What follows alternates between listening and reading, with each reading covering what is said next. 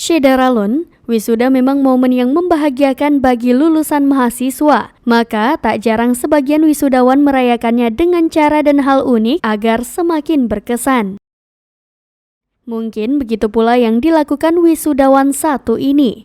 Beredar di media sosial video yang memperlihatkan momen unik di mana ada seorang pria yang mengenakan pakaian toga lengkap di jalanan sambil menunggangi seekor sapi.